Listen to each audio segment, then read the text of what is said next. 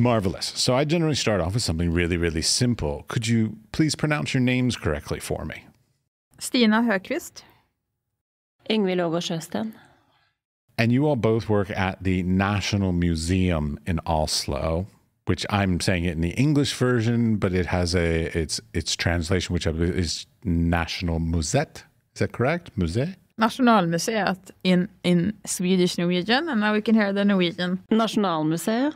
Musée. Okay, that's great. But just want it on the record, my horrible butchered pronunciation and then your true pronunciation.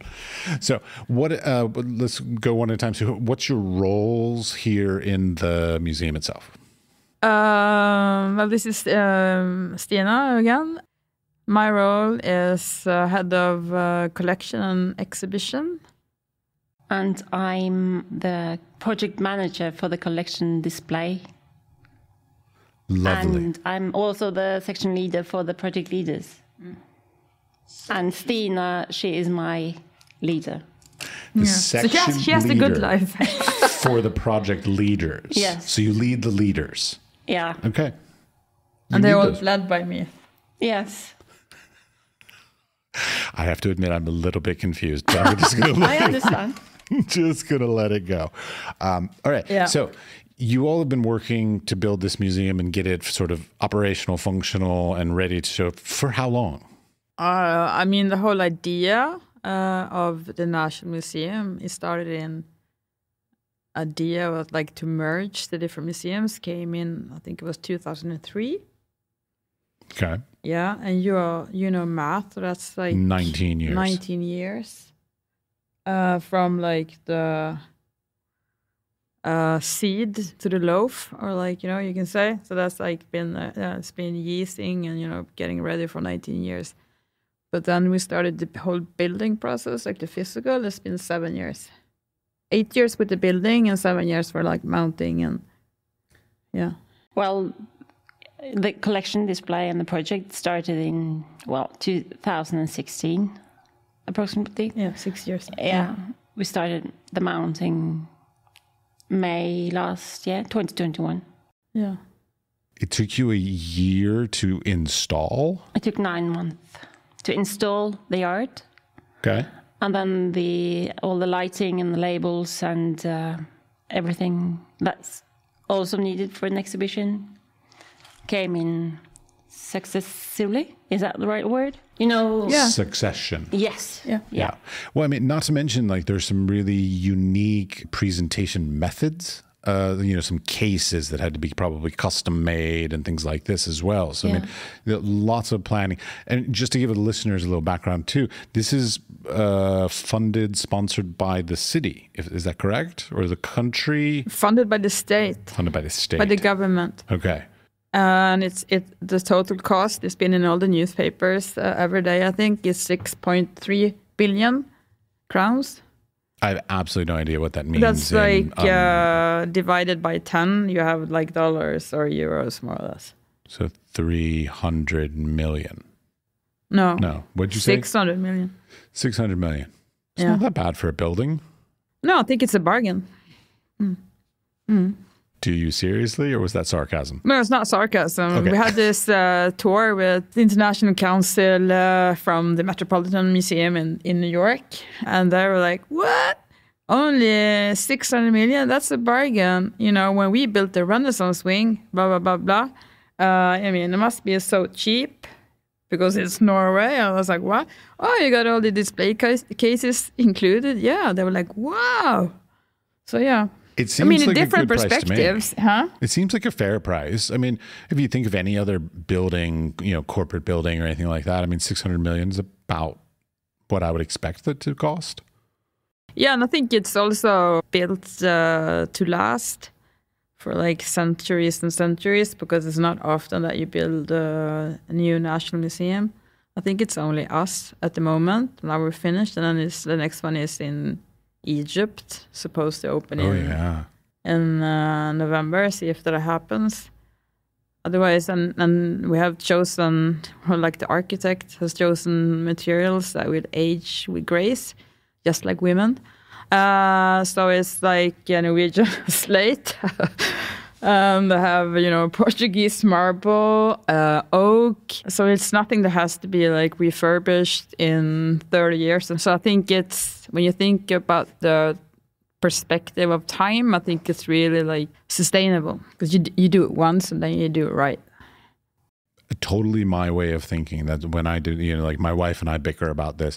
I like to buy something a higher quality, buy it once, and she likes to buy something cheap and buy it a dozen times when it breaks, which drives me nuts.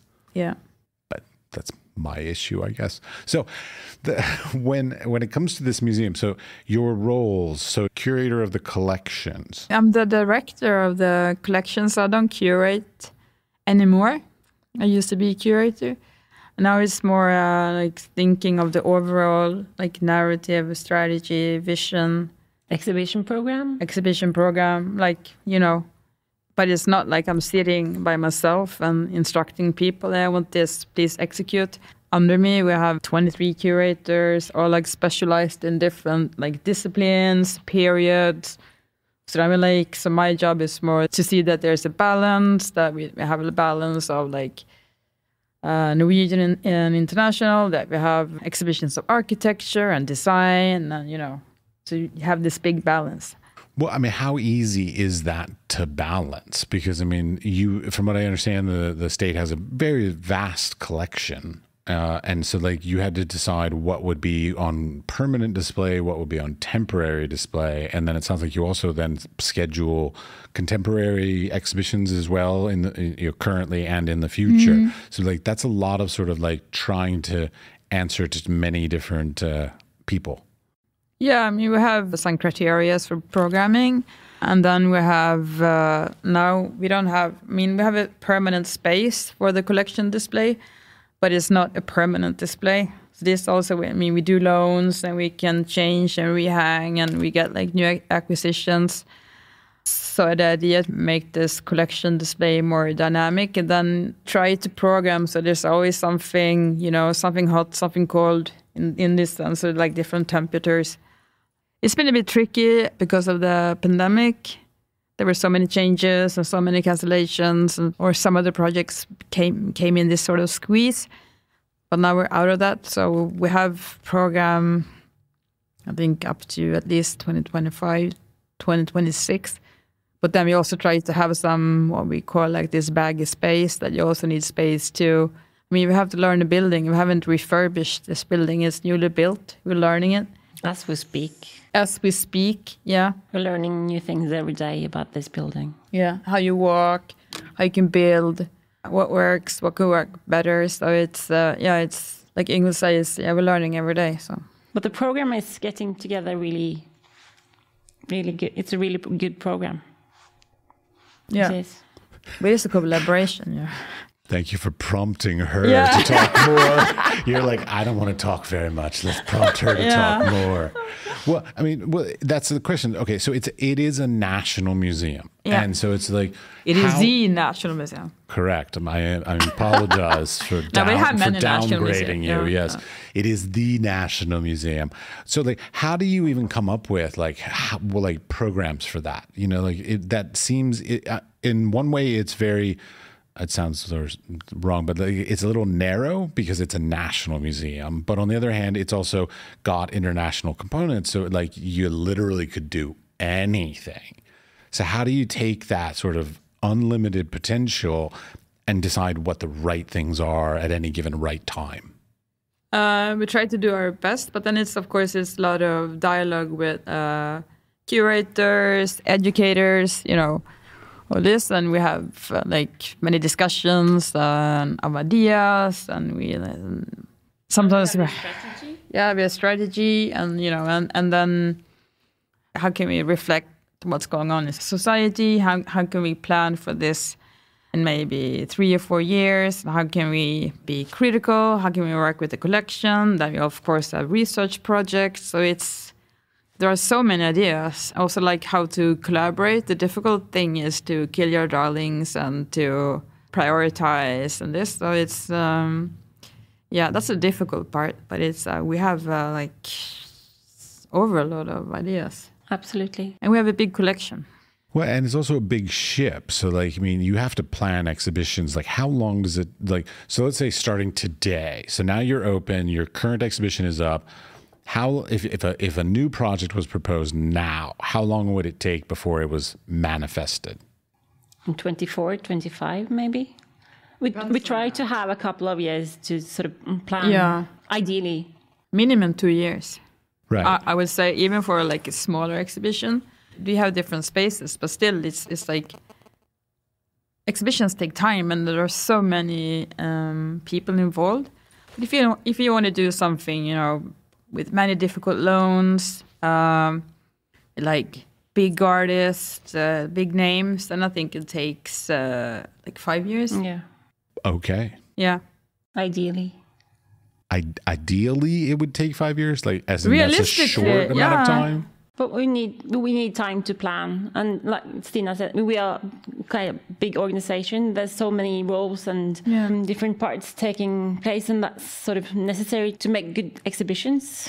And we are also working a lot with external collaborations. So all of these things has to sort of play together, and then we need.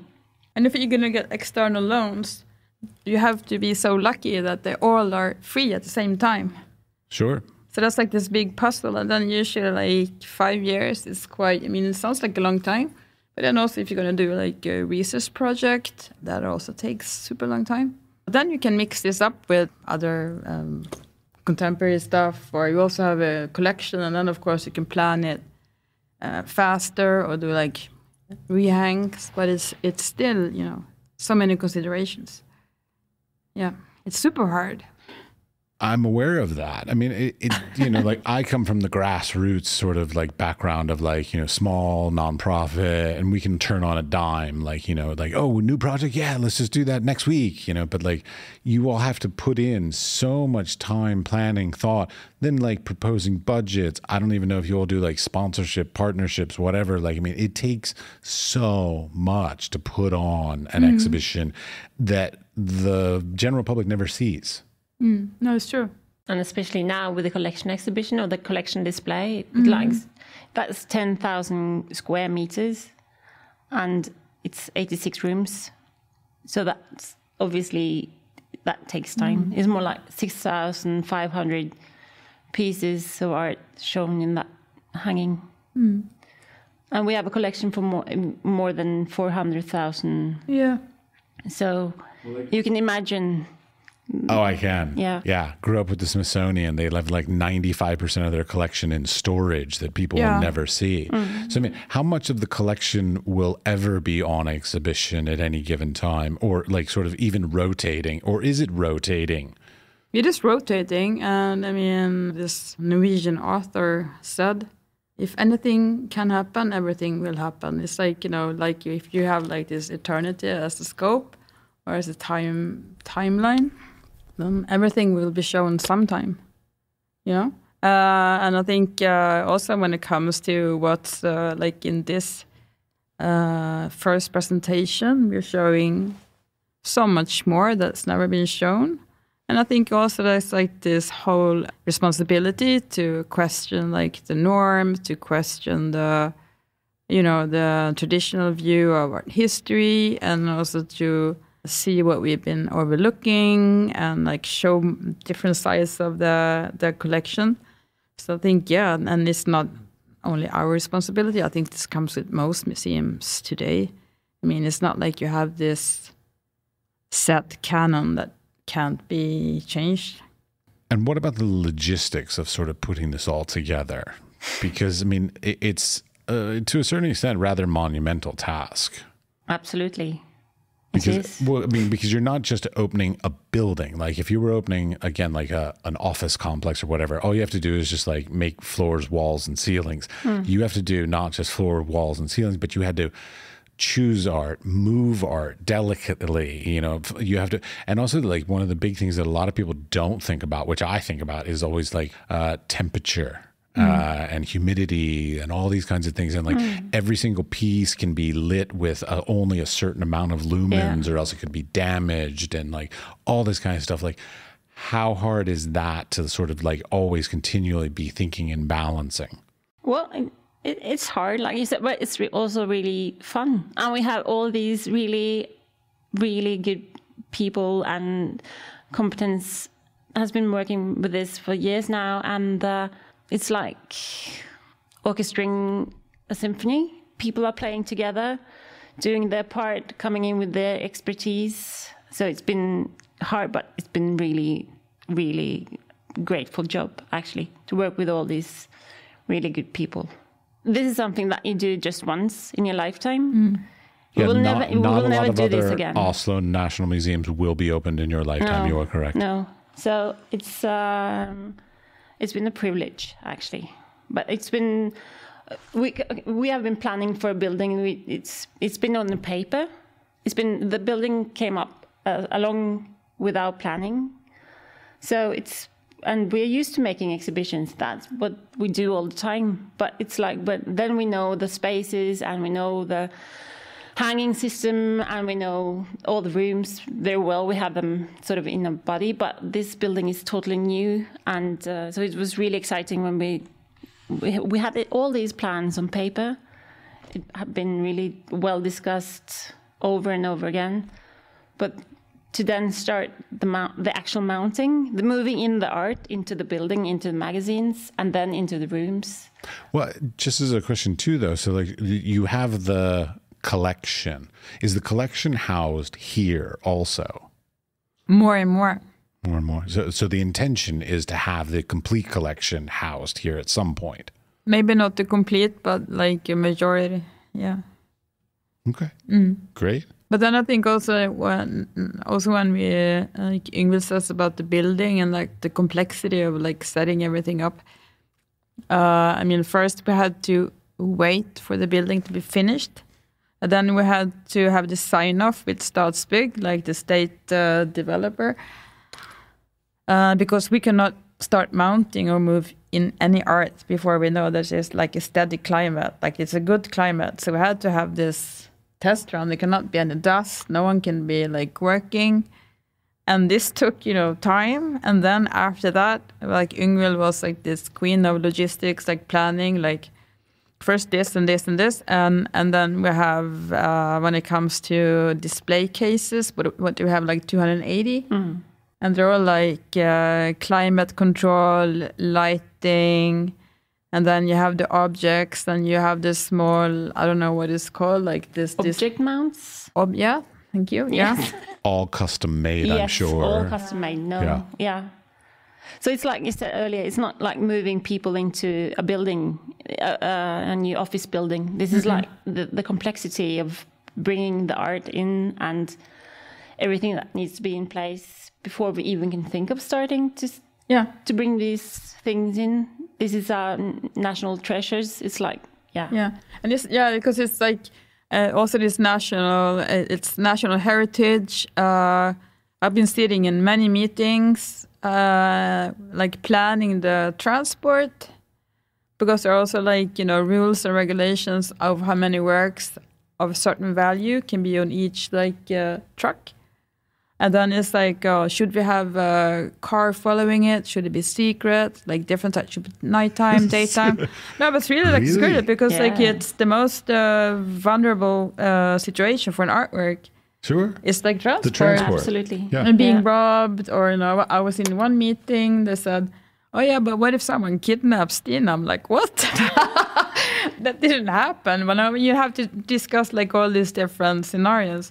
Because really, art transport is like I guess that's why it's so insanely expensive. But this is really like also when it comes to like movements for the work, it's not good for the works. But it's also like if you're gonna have a robbery or something, that's the.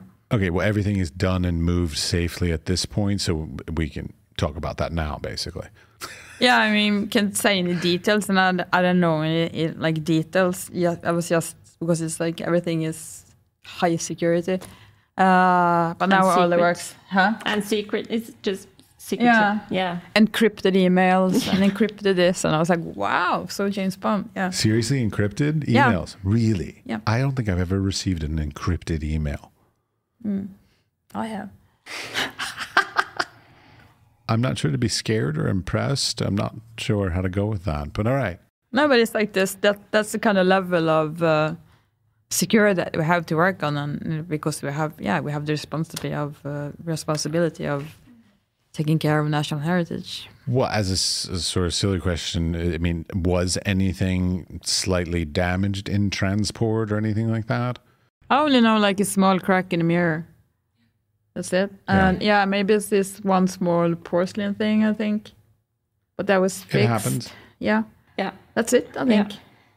And we moved 100,000 objects, so I think that's pretty good. Yeah, out of 100,000, that's a very low percentage. Yeah. Yeah, that's very good. Yeah. And in addition to this, we had Corona. Right. Yeah. Well, actually, speaking of like that kind of like protection kind of thing, I always have a question because I've been going back and forth with lots of different people about this. Latex gloves or cotton gloves? Depends on the material. Yeah. Sometimes latex is better because it's for some material, but usually also when you have cotton, you get like a better grip. So it depends. Yeah. So you're not going to give me a definitive answer, huh? No. No, I think it's more also like the look. If you want to look like Mickey Mouse, or if you want to look like, you know, some other like character. Yeah, you look like Mickey Mouse with cotton gloves. Well, I've been told like cotton gloves are basically just cotton. So it's just basically like putting your hand behind your t-shirt. And so like the oils and dirt and stuff from your hand can still go through the cotton, whereas latex theoretically is impermeable. Yeah, I guess, but then, and I think I've seen, I mean, I'm not an art handler or a conservator, but sometimes they use different gloves, you know, and they also have like this fantastic trolley. Absolutely. With all the materials, and it looks like, you know, surgery is like a surgeon is going to come and do something. Yeah. It's really, so they know. It depends on what they are moving and handling, like Stina said. Yeah. I want to know what's on this trolley. What I'm sure it's not like duct tape and a screwdriver. It's probably something. Sure, it's that too. Yeah. Oh yeah, okay, great. Absolutely, that's quite important. I love that. Well, I use gaffer tape more than duct tape, but still, yeah, I understand. Yeah. Double-sided tape. Double-sided tape. Yeah. Yeah. Double-sided tape, cotton swabs, different materials. Yeah. They also have all sorts of stuff, and it's really like because they have all this. Yeah. The distances are so. This building is huge. Yeah. You know, you have been inside, I have. You know what you're talking about. What we are talking about is you have to bring your own trolley with everything you need. Because it would suck to have to go all the way back to get it something that you forgot. Yeah. And then when it comes to like the logistics of installing, so like when you're installing works, are you doing like security measures as well? Because like I know a lot of museums like involve some sort of security thing. So like we can't tell you. I'm not going to ask you what the security is. I promise. It's encrypted. But it's an encrypted email is what it is. But what? But read this. Oh no, sorry, can't. Damn it. But my point being is that like it's not as easy for you to just put a piece of art on the wall. I mean, nothing is just putting a piece of art on the wall. Have you heard about like all like when they took the screen from the Munch, like the works in the Munch Museum? I mean, they were hanging on like also our screen was. I mean, it was hanging on a nail on the wall. I mean, we don't do that anymore. Okay. Yeah. So, well, I mean, that to a certain extent, that's sort of my question is like, what's the like a proper hanging technique these days? I know lots of different hanging techniques. I used to work as a framer also. I've had lots of jobs in my life.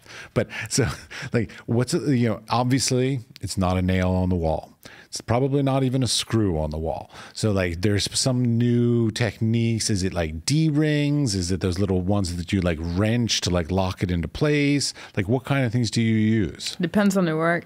Of course it depends on the work. But I mean, I'm talking just like flat two-dimensional work that's on the wall with a frame. I think it would be like security. You have like the security screws, like 2-part, and you have the, I don't know, all the different systems, but it's like, 2-part system. Well, because I mean, one of the longevity things, of course, is also that things stay level. So like things really have to be securely put on. So I'm not talking about like securely like theft, but like securely like doesn't fall off the wall. But we have really good technicians. Yeah. Really good. We have the best. Okay. You're modest. Yeah. Yeah, she is. But we have the best. Okay. I'm not kidding. I hear you. And then we also have the glass. A lot of works are glassed. Big question. What is museum glass and why is it called museum glass and why is it so damn expensive? It's called Optimum. Is it? That's the brand. And and it's Optimum. When you see it, you can really like, or maybe I shouldn't say when you see it because you're not supposed not to see it. That's right. Yeah. That's what glass is supposed to do. Because it's like, almost you want to feel it. Because it's a glass, and sometimes so it's like this non-reflective glass that secures the work from sneaky fingers or thieves cutting out the canvas or dust. Isn't it also supposed to protect from UV light as well? That's another kind. Some of the Optimum have this, but it's like very expensive. And in the new museum, we don't have. It's a purpose-built museum, so we don't have so many windows, so we have controlled lighting. Right. So otherwise, you don't need to concern yourself with UV light. No, but it's like also when we loan works, we can ask for this because that's like sometimes like a service or like All right. I'm also fascinated. I fetishize over the stupidest little things. Things like wall color, wall textures, things like this. Like, because I mean, I've been to some beautiful exhibitions that have, mid gray, let's say, as their wall tone versus museum white. Gray. There you go. See, there's an actual thing called museum gray. So it's not only about hair colors, no. Well, I'm a photographer, so I call it middle gray. Oh, middle gray, yeah. But yeah, museum gray. So, but I mean, like, were there extensive conversations of like even what color to paint the walls? Absolutely. And also even what surface, because like matte, semi-matte, eggshell, et cetera, et cetera. And what did you land on and why? Well, there was a lot of discussions about the colors in the rooms. And when you go through the rooms, depending on the art and the sign and what's exhibited, hey, it draws on the history and the art and what story you want to tell. So there's been a lot of discussions about what colors to use. Yeah, but mostly I like the rooms. The exhibition collection displays is presented in 2 floors. Yeah. And on the first floor, it's first floor. There's more like this, the oldest part of the collection and arts and craft and design. And it's mostly in these rooms that we have, also like in the works for older art that we have colors. Yeah. It's more, on the second floor. Yeah. Mm. On the contemporary part, it's been for this hang, like back to the White cube, yeah. But there's been a lot of discussion about the 3 colors. Yes, and if it's going to be matte or shiny, and we have different like tests. And, And this is also, of course, to sort of make the audience experience the most complete as well. To make changes and pauses and so that they feel that things are not the same and they get tired. I want to sleep. Yeah. Sure, the rhythm of a museum is very important. Very important. I mean, like you all actually have a cafe lounge in the middle of the museum, which I find like traditionally very uncommon because generally they try and keep food away from the exhibition, but you kind of put it in the middle of the place. So I was pleasantly surprised by that because I was basically halfway through the museum and I was like, that's perfect. I need some food halfway through. That's excellent. So like, is that a concern though, having that there? Well, of course, but we have very good security. So it's not allowed to have any food or beverages with you inside the rooms, of course. So, but I think it's really good because it's 31 rooms downstairs. So when you have gone through, and people go through all the rooms, it's really fascinating. They start in room 1 and go through all the chronology, and then they come up and they're really tired and need something to drink and eat. And they take a pause, drink coffee, and then they either go up into the light hall or... Yeah, and then we have the big wall painting there, the Solvit. Yeah. And then there's one of the few windows, like a big, really nice view, so you can look out and you can see the sea and the top of the Munch Museum, and you can see, it's a really nice view. Yeah. Okay, you're talking about the flow of a museum. I have this huge question because I have this debate almost every time I go into a museum with anybody, except for my family, because my family taught me how to do it. So I do it like that. Do the most people who enter the museum do it from the ground up or from the top down? Well, we opened on Saturday, so that's like 4 days. Well, no, but I mean, I'm saying the theory. So, like, when you designed it, did you design it with the intention of people to do it top down or bottom up? It starts with room 1. Did you? On the first row, 1, 2, 3. And people do, based on the 4 days of experience, we see that people go into room 1 and they start going through, and then they move. But we have, I think, more and more people always start on top and then, because you can't go through all the rooms, then you will be really, really, we want people to come back many times. Yeah. And I think and I think now when we open, we also have 2 more spaces that we haven't opened, like 2 rooms for temporary exhibitions on the first floor. And this is also we're going to open them like in September, I think it is. Because we needed a space now for other stuff. And then we also see how people walk and, but I think it's like Yngvill says, I think the first time, since it is new for everyone, you start with room 1 and you walk through and then you have your coffee and you go and the last you do the light hall. But I think in the future when you go back, maybe you're going to see a show in the light hall, you go straight up and, I don't think everyone is going to take the grand tour every time. So just to be clear, you're calling the 3rd floor space the light hall? Yeah. Okay. Just referencing that. Yeah. Yeah. Well, no, but I mean, but the top down versus bottom up theory, which the way my parents explained it to me was basically you start at the top of a museum and you work your way down because it's as you're touring, it's sort of easier to go downstairs basically than it is to climb upstairs between exhibitions. It's just sort of more relaxing and calming. And of course, you're also sort of leading yourself to the exit as you're leaving the museum. So at Guggenheim, did you take the lift up or did you walk and not look? Yeah. You took the lift up and walk down? Yes. Oh, wow.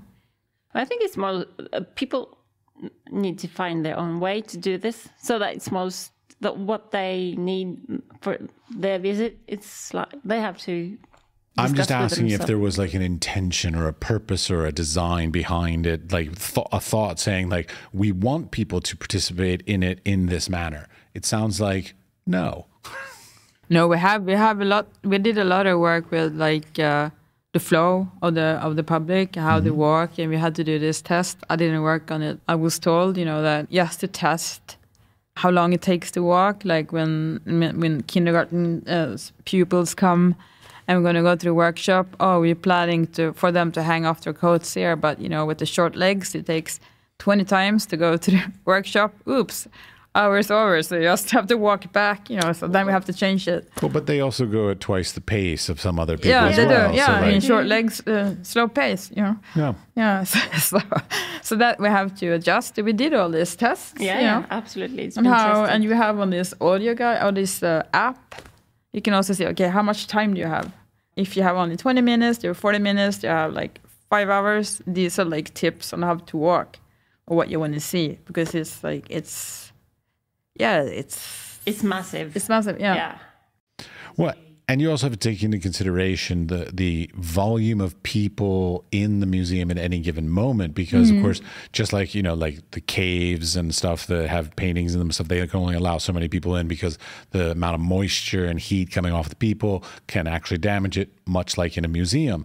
And also, of course, there's lots of rain and cold and stuff. So like people coming in wet and things like this can really throw off the relative humidity, the temperature, because like if you have a room that you're trying to keep at a particular temperature, but all of a sudden there's 100 people in that room, that's going to throw everything off. We have, and now it's easier because everything is digital and we know at all time how many people are in the building. This is also about like fire. Are you tracking us? Of course. Okay. This is a visual tracker. Okay. But it's also like to know if there's a fire or something happens, like evacuation. Yeah, we need to know how many people are in the building at all times. That's really important. Sure. Also from the fire extent, if something happens, and we need to get people out of the building, is really. No, but we also have like, if there's raining. Of course, people cannot go in with their wet clothes because then you can so if you have baby, like, what do you say, like a stroller, and it's been snowing, and and it is Oslo, so it's not only sunshine. You cannot take in like the wet stroller and stuff, but then you can borrow like a dry one. Yeah, we actually got stopped when we came on Saturday when it was raining, and the gentleman that I was with, they told him he had to take his jacket off because his shoulders were wet. Yeah, and he had to put it in a locker and all that, and that's what sort of made me think about that. I'm like, we had an experience with that particular situation. Yeah, yeah. I hope it was an okay experience. It was a funny experience, but that's more about that particular guard than the whole system for sure. Yeah, I'll tell you off the record. Yeah. Okay, so as I said, so as we talked about, like the first 2 floors are primarily like we'll call permanent collection kind of stuff, not changing too frequently. But the top floor and the rooftop are the sort of contemporary spaces, or sort of your more temporary exhibitions kinds of things. So like, what are some of the ideas? Like for me, when I came here and I walked around, like first of all, the sheer volume of space on that top floor, what did you call it? Light hall. I could so see you all doing like crazy monumental things in there. Yeah. But then when I walked out on the roof and didn't really notice it at first, but then there's that sunken space that then also has the potential for like, again, monumental things. Like, what are you going to do with that? Because like those are some great opportunities. Yeah, I think the light hall is a difficult playground. But I think it's a fantastic possibility. Yeah. I had a discussion with somebody about it. It is a difficult one because it's backlit. Yeah, not only that, but also because this like typical when architects build like art pavilions, it's usually like this glass pavilion made for like, it's like their main idea is to show sculpture, but you cannot, put anything on the windows. Or on the walls. There's no walls. There are no walls. Anything. And yes, then I it's noticed like, that. and the ceiling height is 7.5 meters. Yeah, so you can't easily light that either. No, but we have 1,200 spotlights or something, and they can all be adjusted. 1,200? Yeah, and they can all be adjusted. Like I think because now here comes the bragging. They've been like they've been customized and like with Erko, we have actually developed like a new lighting system together with them. So you have spotlights that can go down to 40 lux, which is like if you're gonna show works on paper or photographs, that's like the standard. 4 lux. 40. 40. Okay. 40. Yeah. Otherwise, if you had 4, I think security would come because it would be like, pitch black. I know. That's why I'm like, that's really low. Yeah. But then you have curtains. Yeah, we have curtains, and then you can also have so you can mix the ideas that you can mix the light, that you can show sensitive works next to video work, or not sensitive work, light. And then when I'm saying sensitive, it's light sensitive because light and gravity are the enemies of art. But the whole space gives us a sort of a new dimension to making exhibitions, sort of. So we're discussing this. Yeah, from a logistical standpoint, I'm sitting there, I'm like, oh my God, these spaces are magnificent. How do you get things in and out of this? Do you have massive elevators that are like the height of the ceiling so that literally you can bring something in as big as the ceiling? We have a helicopter. Well, that's what I was wondering. Yeah, we have a helicopter opening.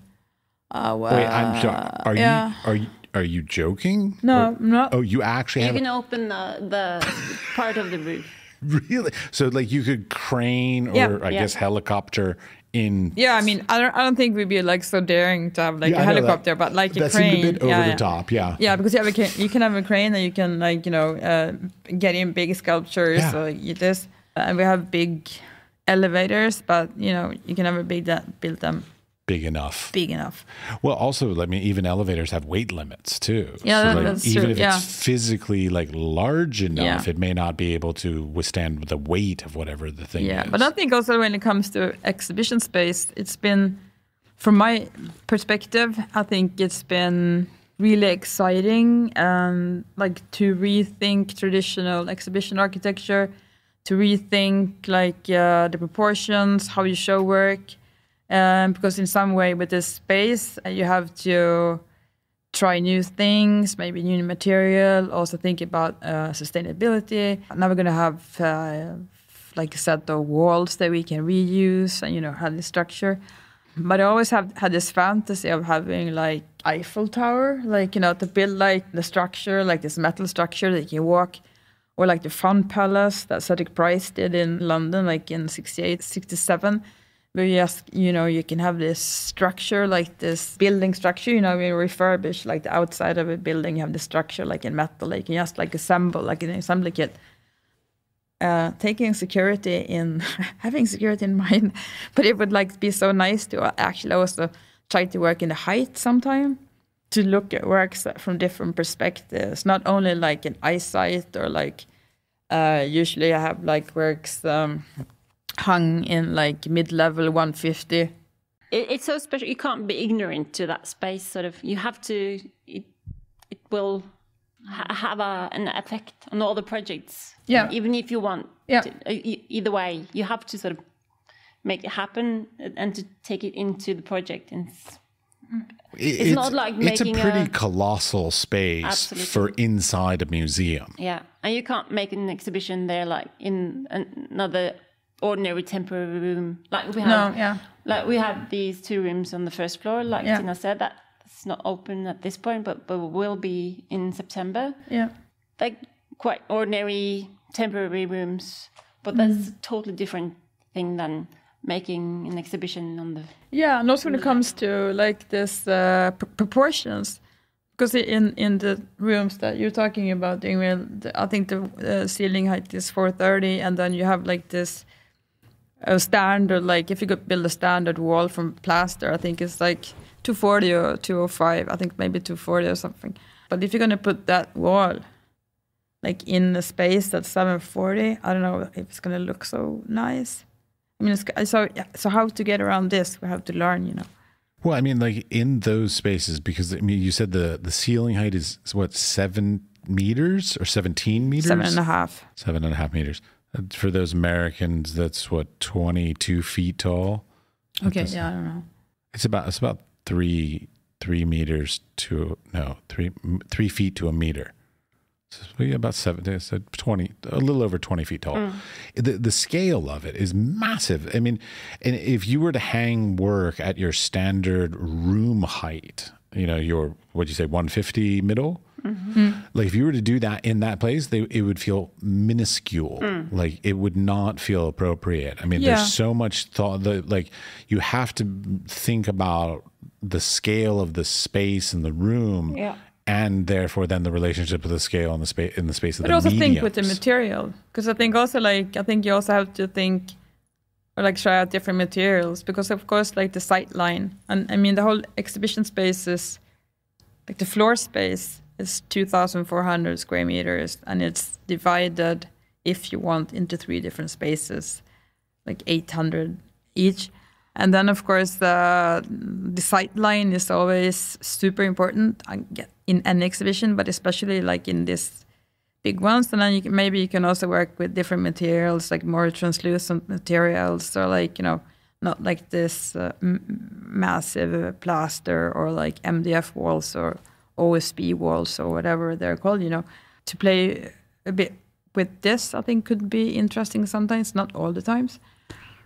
No, and I think that for an exhibition designer, this really has to be a dream come true. I mean, like textile walls, you can use, you don't have to, and it depends on what you show, and then it's, of course, every work comes with different demands, security...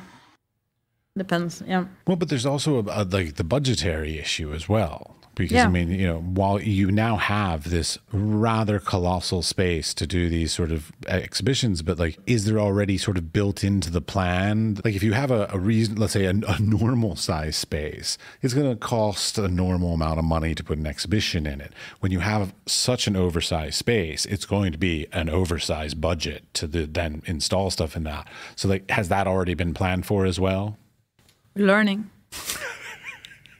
And I think that, except for the helicopter rental, that hasn't been factored in, right? For the opening exhibition, we're using all the 3 light halls at the same time. But for the upcoming program, we're using 1 or 2 and 1. More like we're not having exhibitions in all the 3 at this point. Sort of, Because we always want to have some part of the light hall open. Either way, I mean, it can be empty so you can see the architecture, but also that there's like, because now we have, I think it's probably the only time that we're going to have the entire light hall, because when we take it down, I mean, it's going to be closed because you cannot be there as a visitor. If you're like demounting. And when it comes to costs, I don't know when it's going to happen, but I hope it's going to happen, because I know that our like head of collection management is in dialogue with other institutions, not only art institutions, but also like theaters, about like creating this kind of pool for material for like, you know, maybe you made this scenography or you have exhibition walls, so you actually can go there and get material or send it there, because like it's a lot of material. You cannot store everything. So like to get it in some kind of circuit would be, Right, so like reusing different art institutional equipment, basically. Yeah, like they have like in different, I know like in the theater world, like you have like, do you have this... to build the flats, so they have the extra wood. Yeah, you can have the curtains or the textiles, you know, because they use a lot of textiles in this, in the theater. The environmental sort of thing about making exhibitions, you have to sort of use things over and over again. Yeah. We can't ignore that fact that we have a problem with the environment. So we also have to... There's a problem with the environment? Yeah, tiny. Maybe you haven't heard about it. I work in the arts. I'm paying attention to these things. I saw a piece about it. I read an article once. But one question I really have about this too. Okay, so in America, I personally have an issue when politics and art sort of get overly mixed up. Like, you know, like, so like the Republicans come into power and all the arts organizations are underfunded. Democrats come in, then they're funded. Like, I hate that sort of swing in America. This is funded by the state. Is there any sort of political things that happen that sort of, you know, change the dynamic of how the museum is or would be run? I mean, in the system, I mean, there's it's the same in Sweden. I'm Swedish. The same system in Sweden. The state has paid for the building. Like the state has starts big, and they own all like the state-owned buildings. You know, so they're like, I don't know what to call it, like that, landlords of Yeah, so they're basically leasing the building out so to you after all. When we got the building, we're leasing it, and we're paying, I think the rent is like $250 million per year, which is like $25 million per year. And so we actually like, you know, paying, so it's this like internal change of hands, you know?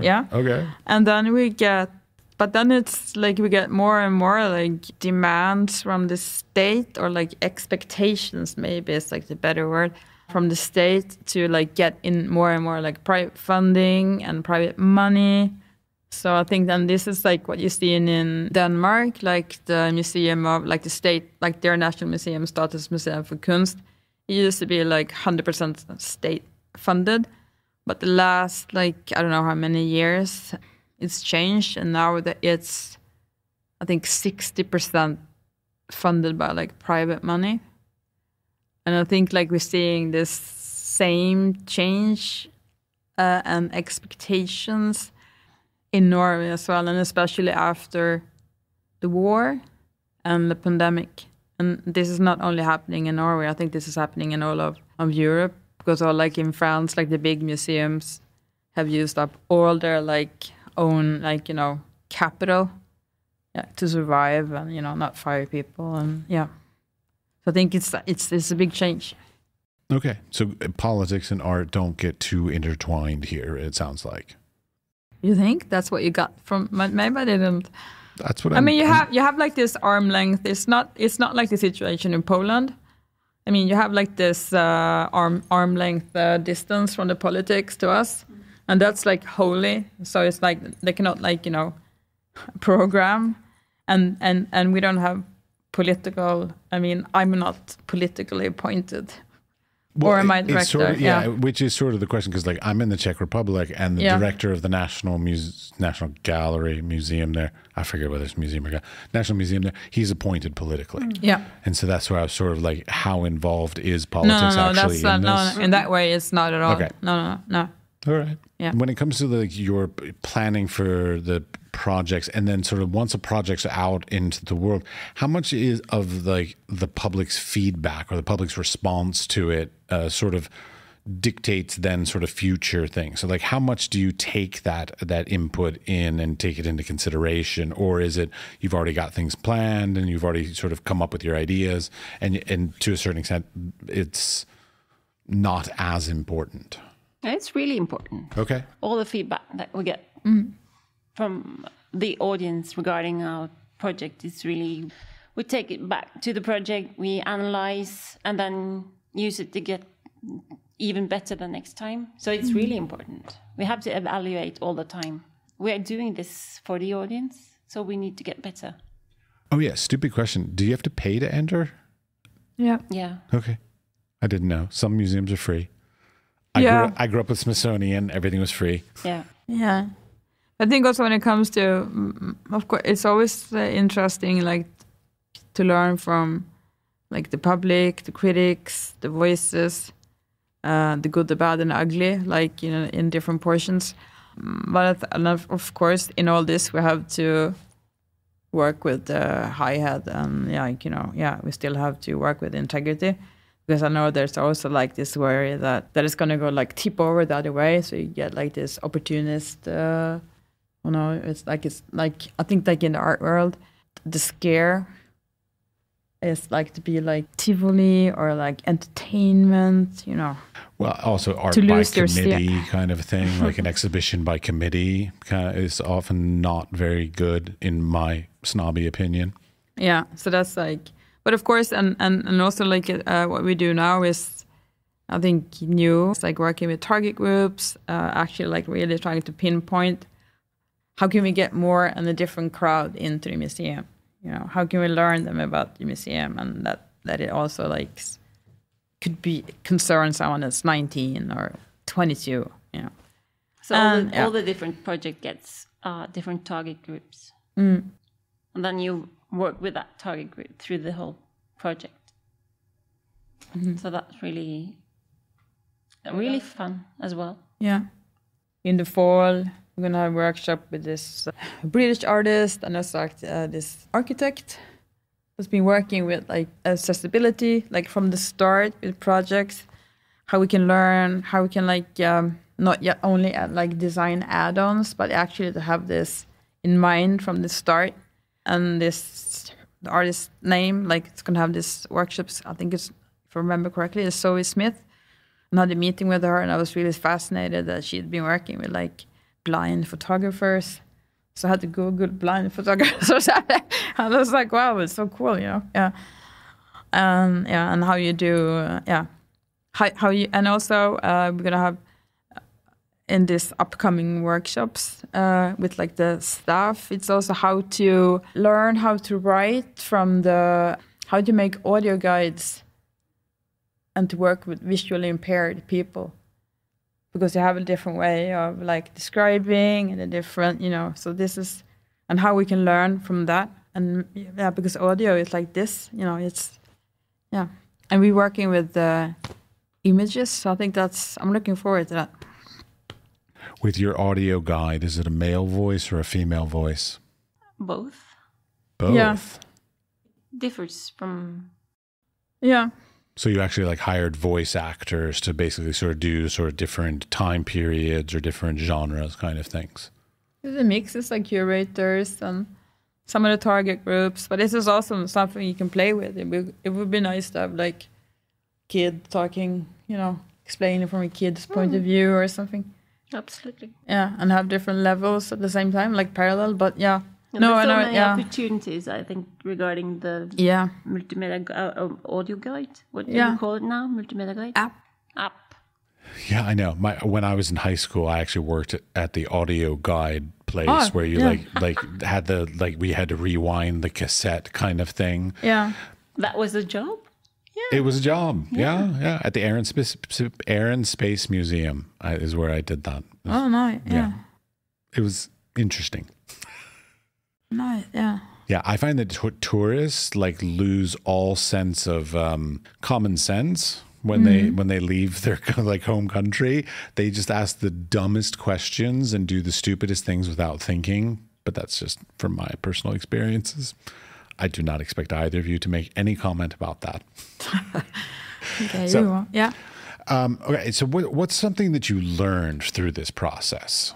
So, like, what's some great takeaway of a thing that you sort of like had not experienced yet in your careers that the experience of putting together this once in a lifetime museum gave you? I think it's. I think one thing that we had never done before. There was actually a lot of resistance. It was like to get external readers on the wall texts and try to make them like less academic and more open. And that's been like... I'm a big advocate of that. I cannot stand pompous intellectual text on a wall, or in most situations, I really can't stand that text. I mean, it's tough because like most museums are institutions of academia and intellectual investigation. And so therefore they put up text on walls that is oftentimes over most people's heads, the average museum goer. And quite honestly, it's oftentimes over my head, and I'm in the profession. So like trying to find that right balance, because I've also been to museums where literally it was written for like a fifth grader. Like it was really too dumbed down. Yeah. And so trying to find that It's right hard, balance of like intellectual and sort of mature enough, but not too intellectual and or academic to the point that it turns people away. Yeah, but I think also this has been... I mean, before I got this, I had the job as the director of the collections. I was a curator. I was part of this, because one of the first step of like the merging of the museums. I mean, first it was a merge, like the idea, and then we moved into the same building in 2005, like this office building. And then when we started to plan like this museum, first of all, it was like, I used to work at the Contemporary Art Museum, so I know all those people very well, but I didn't know the people at National Gallery or a Museum of like Applied Art or the Architecture Museum. So we had to first of all like get to know each other And merge all these different cultures in some way. And like you had different cultures and traditions. So like, we do And different this. things in how text has been written, who is writing the texts. Now we're talking a lot about texts, but it goes for other things as well. So Labels. all the labels. Oh my God. What font do you use for your labels? Oh, do we need to talk about font? I need some days now to sort of process my... Do you not like talking about fonts? I'm surprised. She does it all the time. I was going to say, that seems like something that's like in your job position, that talking about fonts would be very We important. have our own font, of course. Yes. That's the answer. So did you use your own font Yeah, on of course. all wall Yeah. plaques? Okay. But you get sort of damaged when you do this because when you go to other exhibitions and, you just want to take in all the impressions, but you go into what height, what font, the labels that they use, the colors on the walls. Yeah, you're like really work it's really, damage. Yeah. Does it ruin it for you? Like the experience? You get into all of these details. I know. And the devil is in the details. You really... Amen, sister. I'm all about the devil in the details. Yeah. But I guess okay, wait. So the question is this. Working in a museum, knowing how much time and effort and knowing the devil's in the details, doing all this stuff, does that enhance or ruin going to other museums for you? I love going to other museums. Okay. I learn things all the time. But are you sitting there going like, oh, they put their labels at 55 centimeters high? Yeah, of I course. do, yeah. Don't you? Yeah. We discuss this when we go together to see exhibitions. This is You should something see that my we camera. discuss. Yeah. It's all about like images of like sockets and cables. And this was a good idea. And who's the lighting designer and who's the exhibition designer? Look at this frame. I can't believe it. Yeah. Yeah. So it's all about details of framing and mounting and things you like, materials, walls. But it's like this is what makes me tick at least. And then it's like I still, love going to museums or like art shows in general. But it's you get like how to mount, have they done it? What's the reference? I think my like biggest damage is always like seeing references. Oh yeah, I saw this in '68. Oh yeah, this is like this exhibition in Spain. So it's always like, that's my default. All right. Yeah. And what did you sort of come away with from the experience of doing all this? I think, like I said earlier, we opened 4 days ago. Yeah, I know, but it's done. Yeah. That's the thing. So, like, what did you come away with? That I really love this project. It's been really hard. It's been really hard sometimes. Yeah. But the delays in the building and the corona but now it's really. I have this feeling that we managed this, and the result is really good, and we're so excited to get the audience in. It's more like, so I need to process this a little bit and have a long holiday. Yeah, there's this. This Sunday, I had this feeling of like this post-exhibition blues. I know, that's a real thing. It is a real thing. People joke about it, but it's really a big thing. Yeah, it is. Even as an artist myself, like you put so much time and then the opening event, and you're like ta-da, and then the next day you're like. I felt so empty and lonely. Yeah, and I wanted like to enjoy it, but it was like it's really strange. Yeah, it's really strange. But it's just building up all the expectations, and everything was. Last week was really great. Fantastic. And now it's. And it's really interesting because, like, no matter what people say, so like literally every single person could come up to you, and every single piece of press could be like magnificent, loved it, great, and you'll still just be like, the next day.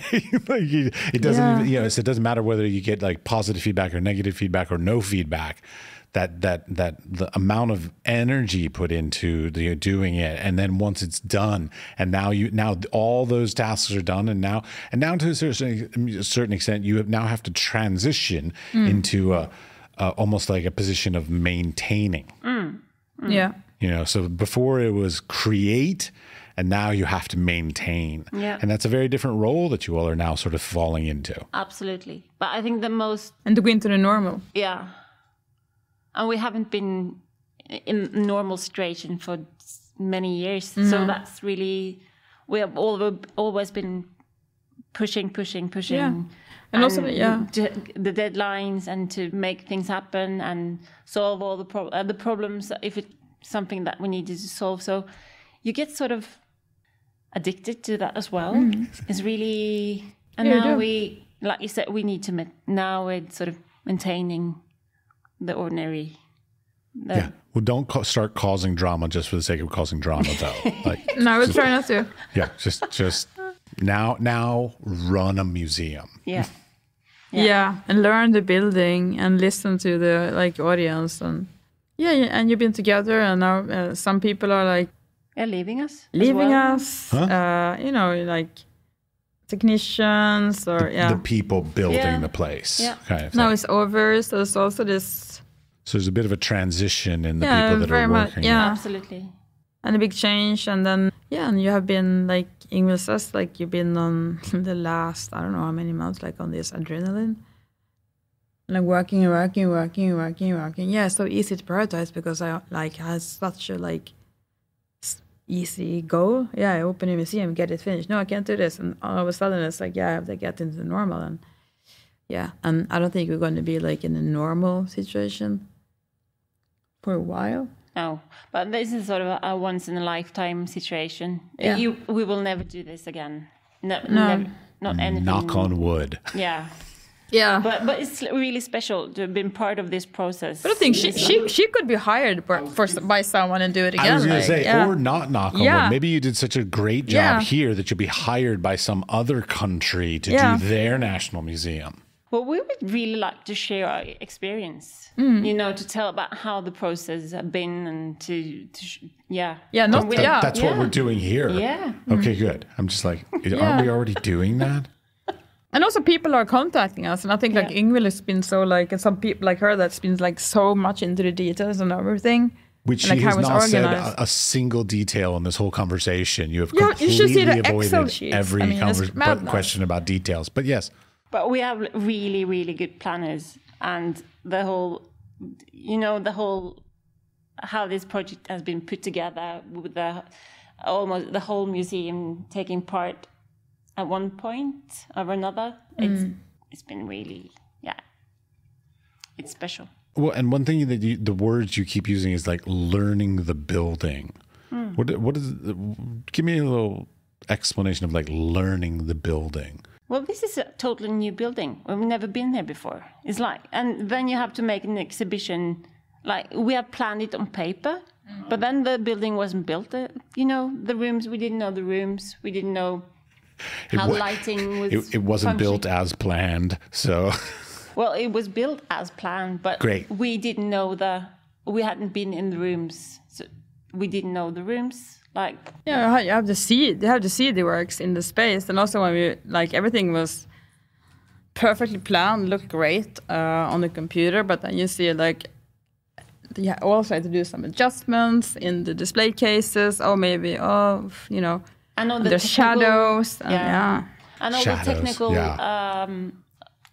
issues with the building, the lighting, the electricity, the doors. There's been many things to get to know and to understand.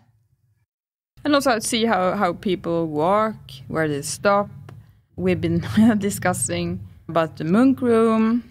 Is there going to be a queue? Is it going to be overfilled? What about the other rooms?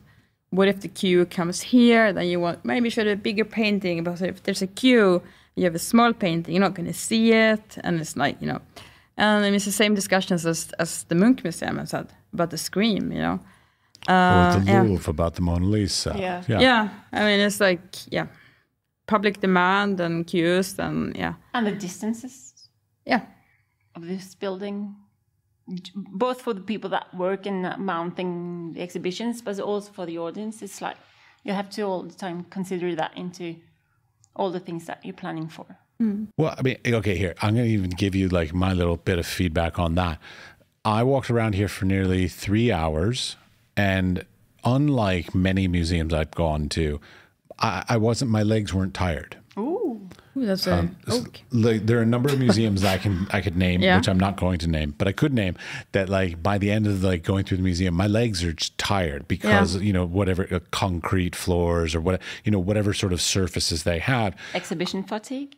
Basically, but it's more about like the actual materials, kind of thing of like what they generally my legs would get tired if it's walking on a concrete floor, which I believe almost everybody would agree with. But I did not feel tired after walking through this. I don't know what flooring you used, but it was it held up in a way that like didn't make me feel that fatigue. So like it's those kinds of little important details that I think make people that people don't even notice. That somebody here, like possibly one of the people in this room, the two of you, or some of the people that worked for you, thought about to no end. Because like a lot of it is wood floor, but underneath that wood, I'm sure there's some additional padding of some sort that gives an additional little bounce to it, but that won't break the wood. Like so many things, so many layers of nuances that the public never sees. Yeah, true. And also like the wood is like full planks. Yeah, long planks. Long planks, and it's and in a particular direction in order to direct the viewer and direct the path of the sort of where you walk. Because if you had done it the opposite direction, it would have broken up the flow of everything. I mean, like, my mother's an interior decorator also, so like, yeah. Yeah, but I think also what's like one of my biggest surprises of this building is the acoustics. Because also now, before I was like walking in the collection, the like display area, with no art in it, with like no people in it. I didn't really think about like the acoustics because everything is like quiet and you're like building. But now with people in it, like when you first let like family and friends in and this, I mean, the acoustics it can be crowded, but it's still like quiet, and so I think also this helps like keeping away the fatigue in a sense, because noise can be really like, you know, tiring. So I think like on this invisible stuff, it's like the acoustics is really it's really working well. Yeah, and that's also about proportions and Indeed. Any last things you want to say about your experiences of building the first national museum in Oslo? That, when you say it like that, it's quite historical, isn't Thank it? you. Yeah. I tried to give it some gravitas. Come on. Yeah. Well, you did that. No, I think it's really an historical event. And we have been part of this. It's really, I think that's really special. I think I need some time to sort of process. Yeah. I'm so sorry. I'm leaving tomorrow. So like you have to come back. This is as literally you are my last recording before I leave Norway. We can make an episode number 2. We could. In like 6 months. We could do a follow-up after you both have a vacation. And then we'll see how it's all going. A little time, space, perspective. Yeah. I'm kidding. We're not going to do that. No, I'm really, I'm like Yngvill. It's we've been so into it for so long. I think I've felt it's humongous like privilege to be part of it. It's been super difficult. I haven't seen many of my friends lately, and my kids are like, you know, who's that woman? No, but it's like, you know. But I'm really proud that we made it. I think it's really an accomplishment, and you know, and now it's just have to sit back and, you know, learn from everything, and no, it's really big. All right. Well, thank you very much. Thank you.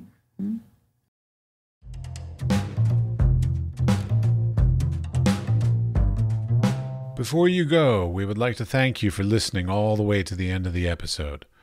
We would also appreciate it if you would share this podcast with your friends, family, co-workers, or studio mates, anyone with an interest in the arts and creative industries. The building and strengthening of the arts and creative community, both today and in the future, is at the core of our mission for this podcast. They can listen and subscribe on Spotify, Apple Podcast, or wherever you get your podcasts. We are produced by 5014, and the music was created by Pete Bybee. The Wise Fool Art Podcast is supported in part by an EEA grant from Iceland, Liechtenstein, and Norway in an effort to work together for a green, competitive, and inclusive Europe. We would also like to thank our partners Hunt Kastner in Prague, Czech Republic, and Kunstsentrene i Norge in Norway. Links to EEA grants and our partner organizations are available in the show notes or on our website, wisefoolpod.com.